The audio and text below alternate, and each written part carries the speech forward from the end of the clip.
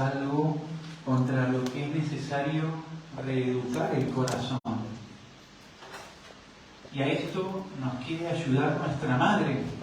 A esto primero nos quiere ayudar Jesús con el Evangelio.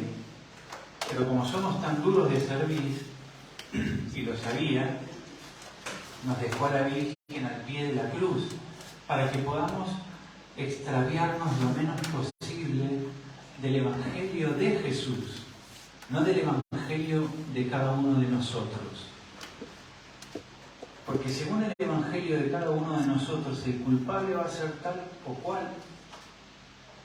Pero desde el Evangelio de Jesús siempre van a haber 4 dedos que me están señalando a mí cuando yo señalo al otro.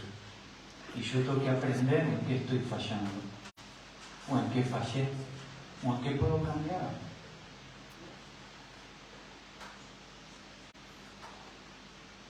Podemos ver que las palabras de Génesis sobre el hombre y la mujer se dicen hoy no solo para vos y para mí, sino que se dicen también sobre vos y sobre mí.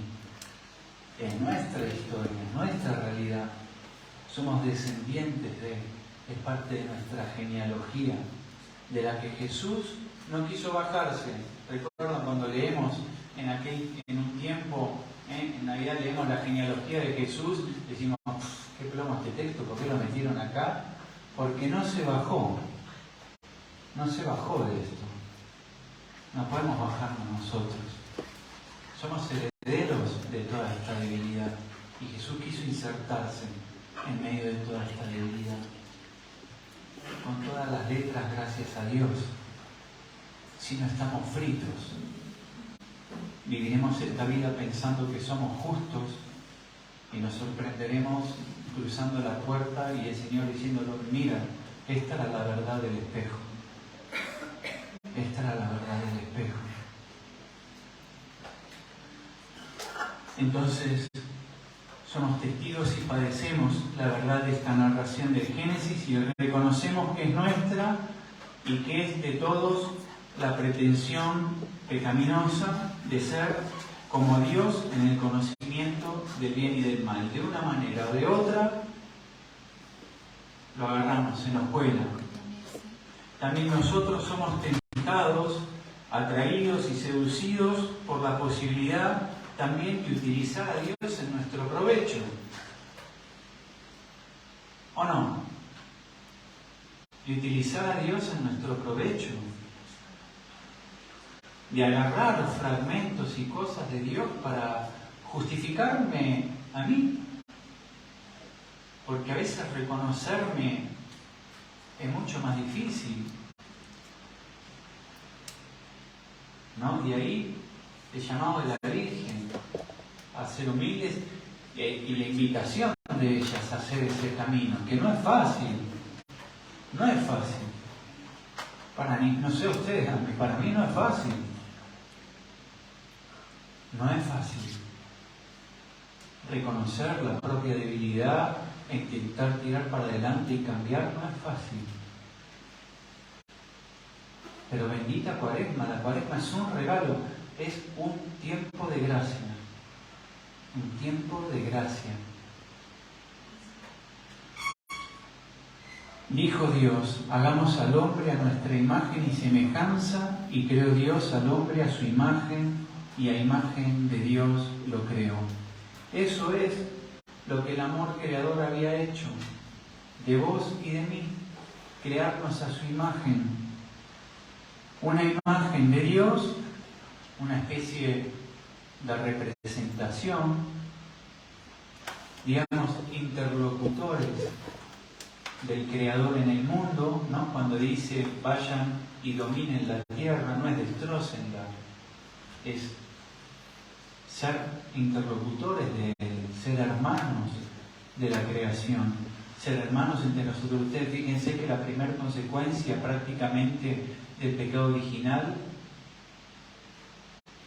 es la sangre de un hermano que clama en tierra en Dios. ¿Y cuántas veces sigue pasando? La Virgen nos invita y sigue invitando a orar por la paz. no es solamente las bombas.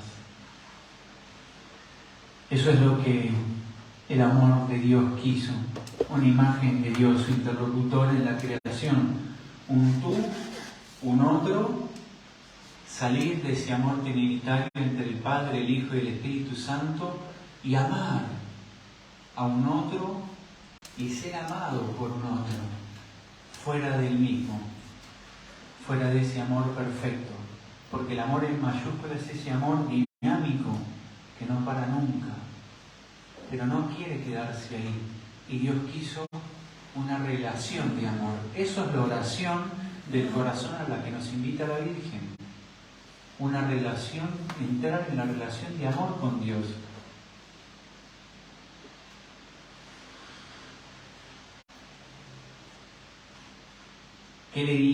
Un ser, una criatura, un hijo que le diga: tú eres mi Dios, tú eres mi Dios, como nos invitan muchos salmos. Sin embargo, leíamos el mensaje de la Virgen que nos señala un mundo que vive sin Dios, que quiere vivir al margen de Dios. Y ese camino es el inicio de este camino, nos lleva a la perdición. El Señor cumple su alianza, no habrá otro diluvio. Pero las consecuencias de nuestros actos nos vienen en el mundo, no vemos de dónde. ¿No? Es por eso el Señor decía: no le echen la culpa a los que están debajo de la torre de Siloé, ¿no? Como quien tira una piedra en una piscina, en una pileta. Vos tirás la piedra acá, pero el que está en la otra punta ve la ola que llega y no sabe de dónde cayó la piedra. No, en el mundo, en la humanidad, en el universo pasa algo así. En el universo pasa eso. Cada pecado nuestro hace gemir dolores de parto a la creación que está esperando el día en que venga el Señor. Y nosotros, en cada obrar que no es como Dios quiere, sumamos. Por eso la Cuaresma la iniciamos como agachando todos juntitos la cabeza y asumiendo todos, que somos todos pecadores, que todos sumamos un poquito de eso al mundo. Pero la Virgen nos llama a la alegría, lo dice al Padre Gobi. Pasa que no da tiempo a ponerse a leer mi historia, pero se lo dice al Padre Gobi. Una de las tentaciones del mal es creer que todo va mal, que no hay posibilidad de cambio. Es mentira. Yo voy venciendo, poco a poco, silenciosamente, voy venciendo, y el triunfo de mi Inmaculado Corazón va a suceder. Pero ¿dónde nos encontrará cada uno de nosotros? ¿Entre los que nos creemos justos? ¿Entre los que dejamos que nos convierta el corazón?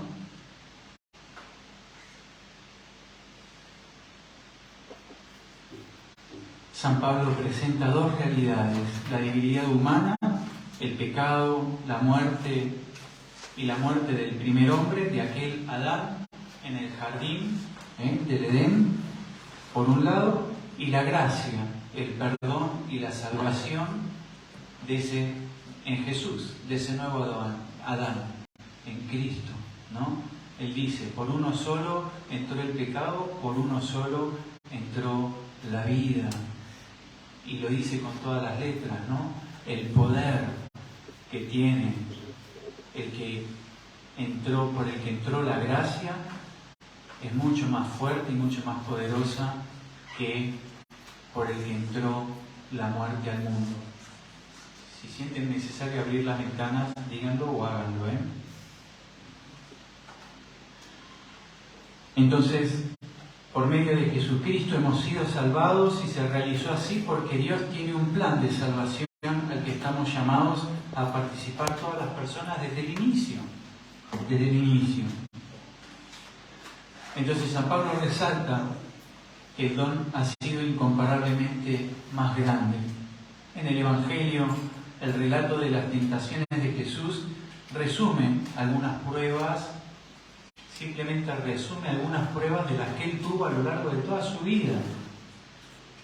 De toda su vida. El demonio aprovecha los momentos de debilidad para meterse por las puertas de nuestras necesidades y debilidades. Lo repito, estén atentos. El demonio aprovecha los momentos de debilidad para meterse por las puertas de nuestras necesidades y de nuestras debilidades. Jesús se lo va a revelar a Valtorta. Después lo leeremos en la adoración. Como le pasó a Jesús que es tentado por el diablo después de ayunar. El texto dice, y cuando terminó, después de ayunar 40 días, tuvo hambre. Ahí vino el demonio. Cuando tuvo hambre. Cuando tuvo hambre. No fue antes. A los 40 días tuvo hambre y ahí vino el demonio. Donde está nuestra debilidad, ahí va a estar Él, presente, asomando su sucio hocico, como dice Jesús a Valtorta. Su sucio hocico.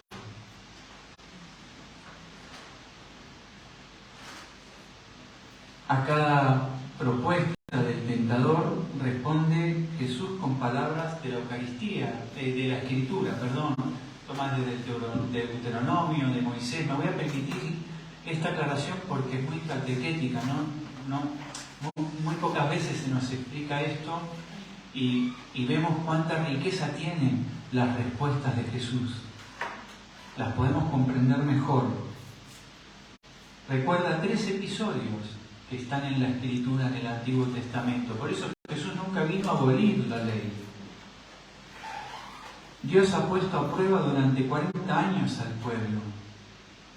Recuerda, ¿no? Para conocer las intenciones de su corazón. Y lo dice la Escritura. Y les ha hecho pasar hambre, pero lo ha alimentado con el maná. Lo ha alimentado con el maná.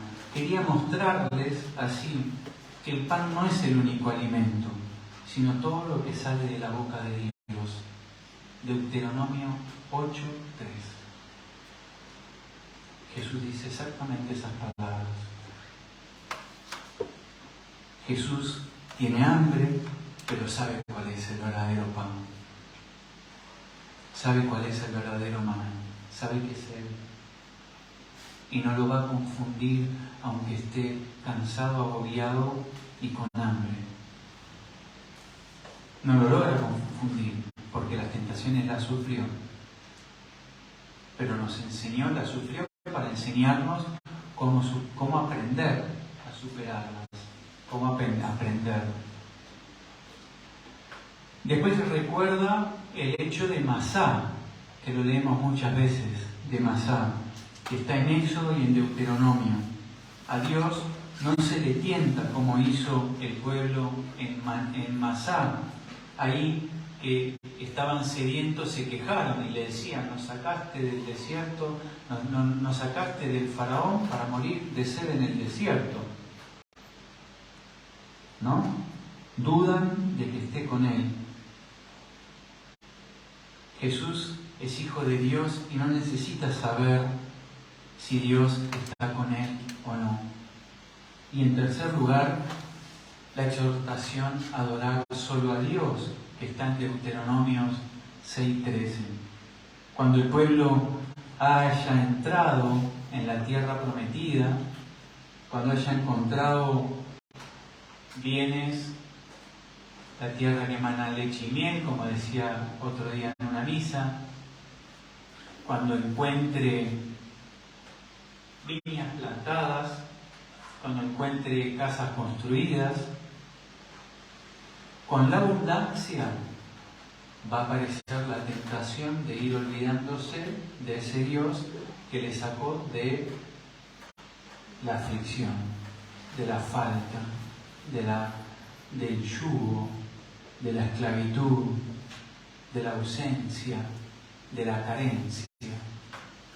Por eso muchas veces en nuestra vida, el Señor necesita que nos llegue la carencia y nosotros necesitamos que nos llegue la carencia para aprender a buscarle, para no acostumbrarnos, para no hacer la plancha, cuidarnos. Entonces, Jesús rechaza adorar al diablo a cambio del poder y las riquezas. Y ese poder y esas riquezas en nosotros pueden tener muchos nombres, no solamente el dinero, Hay otras peores que a veces nos llevan. Pero también, y el Señor lo va a decir, qué difícil le va a ser, ¿no? Al rico, al que tiene un corazón lleno de posesiones en las que el corazón termina depositando muchas esperanzas. Porque es de más cosas de las que tengo que desnudar mi corazón. Entonces la primera tentación es sobre la necesidad de alimentarnos y en general con el deseo de llenar nuestros vacíos.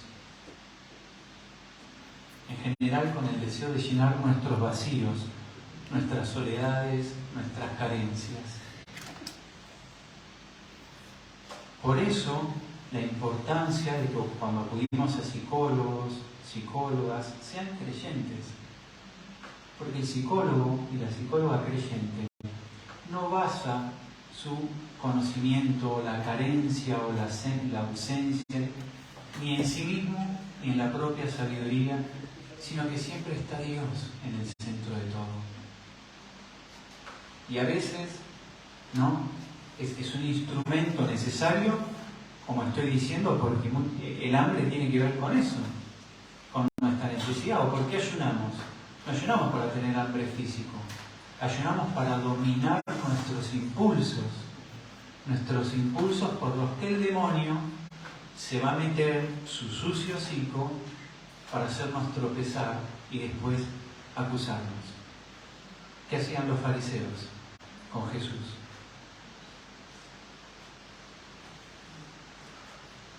¿Qué hacían? Mientras Jesús miraba, ¿no? Al que necesitaba sanación, los fariseos miraban de qué acusarle. Siempre ha estado y está presente la tentación de la idolatría, que es que las criaturas, las personas y las cosas limitadas se transformen en nuestros pequeños dioses, en nuestro centro, en nuestra esperanza. Y vamos, que no es así. Nuestro trabajo, nuestro que nos vaya mejor, el conseguir un mejor puesto, el que nos consideren mejor vistos. Tantas cosas que terminan haciendo que eso ocupe el lugar de Dios. Nuestra esperanza termina estando colocada ahí. Que un gobierno de turno me saque de no sé qué. Si el gobierno de turno no va a tener en el centro de su corazón a Dios, apañados estamos. Porque no van a estar las cosas en su centro. No es cuestión de entrar ni en política ni en señalar a un gobierno o al otro. A mí me da igual. A mí me importa Jesús y la Virgen. Y poder llegar un día al cielo. Poder superar todas mis debilidades. Es lo único que me importa. Y el Señor nos las muestra. Y se va a encargar de poner situaciones en nuestra vida que nos las muestren. Y dependerá de nosotros acogerlas o no. Nos decían los textos del Antiguo Testamento pasado, lo decía al principio, ahí tienes delante el bien y el mal. Pongo delante de ti la vida y la muerte. Esas son las realidades. Y podemos aprovechar para aplicarlo en nuestra vida y preguntarnos ¿de qué estoy viviendo? ¿De qué estoy viviendo? ¿De qué estoy viviendo? Porque después le echo la culpa al psicólogo que no me soluciona el problema. Pero ¿de qué estoy viviendo? ¿De qué estoy viviendo? ¿Y a quién estoy yendo? Porque si el psicólogo que soy me hace danzarme al sol en un parque mirando a la Meca y después voy a misa y las cosas van a ser difíciles de conciliar. Van a ser difíciles que se entren, ¿no? No se me alinearon los planetas. No es que no se te alinean los planetas.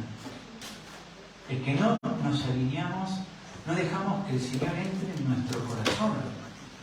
No le dejamos. Entonces, ¿de qué estoy viviendo?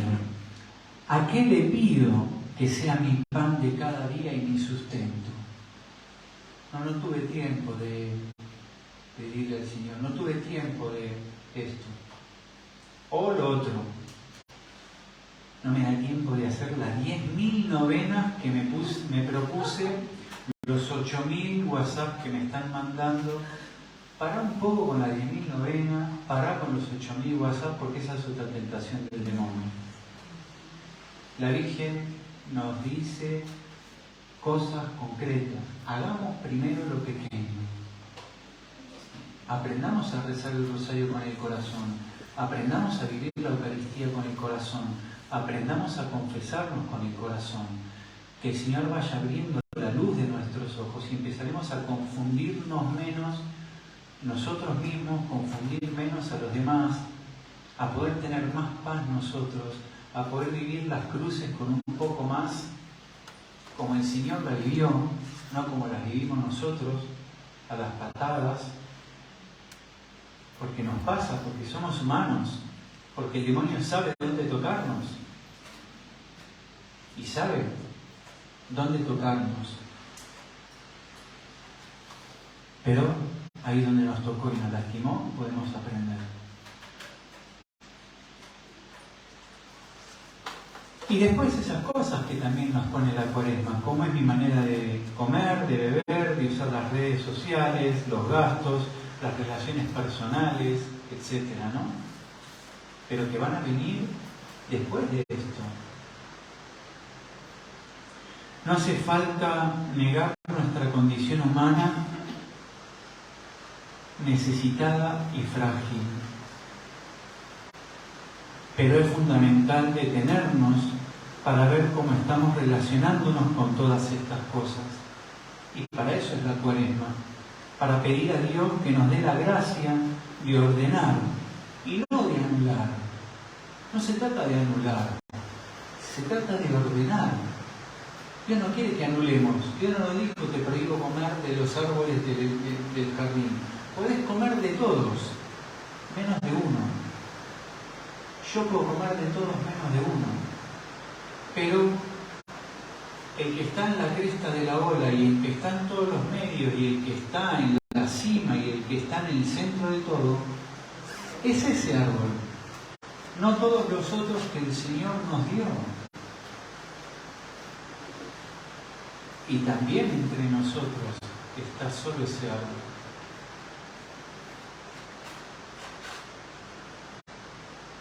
Entre nosotros me refiero en nuestro modo de vivir la fe y nuestro trato, ¿no?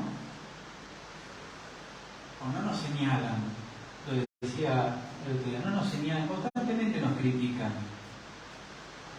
Y en algunas cosas tenemos que aprender de la crítica que nos hacen. Criticamos a los evangélicos, pero nos critican que dejamos la Biblia. Y la Virgen nos pide leer la Biblia. ¿Dónde está nuestra Biblia? ¿La leemos? ¿Nos da vergüenza que me vean en el colectivo con la Biblia? ¿Dónde está nuestro rosario?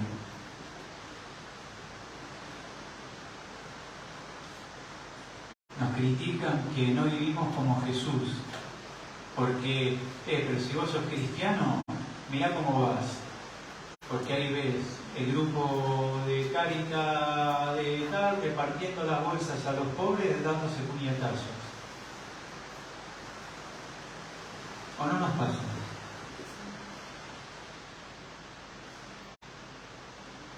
Yo estaba en una parroquia y le digo varias veces en que el grupo de Cáritas era el último y que menos venían. Y vivían a los golpes. No había manera. La bolsa la dábamos, eso sí, la bolsa la dábamos bien nutrida. Pero vivíamos a los golpes. Entonces, eso es lo que Jesús quiere, es lo que podemos preguntarnos, ¿es lo que Jesús quiere?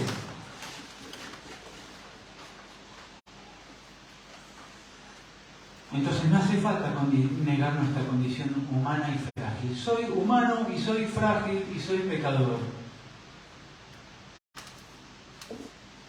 ¿pero soy de Jesús o soy del de abajo? ¿Voy a trabajar para el de abajo o voy a trabajar para Jesús? Pues yo puedo trabajar para Jesús siendo débil. Y si no, miremos a Pedro y a todos los discípulos. El tema es ese. Si yo dejo y me aferro a mi orgullo, entonces guarda, guarda. Porque es la tentación de lo subió a lo más alto del templo y le mostró los reinos. Ahí es cuando Jesús le dijo, vete, Satanás. Y lo veremos en lo que dice Jesús a Valtorta. Entonces, como a Jesús, a vos y a mí, se acercará el tentador con la pretensión seductora que mueve nuestra mano, la mano del hombre, a tomar del fruto prohibido.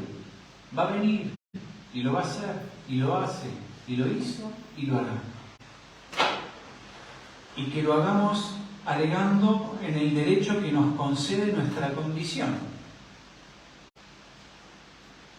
Porque Él nos va a mostrar el derecho que tenemos para hacerlo. Lo quiso hacer con Jesús. Tú eres el Hijo de Dios. Entonces, si eres el Hijo de Dios, tírate del alero del templo. Y a nosotros nos va a decir, tú eres tal, tú haces esto, tú eres aquel. No lo va a hacer. Incluso en nuestra condición de hijos de Dios.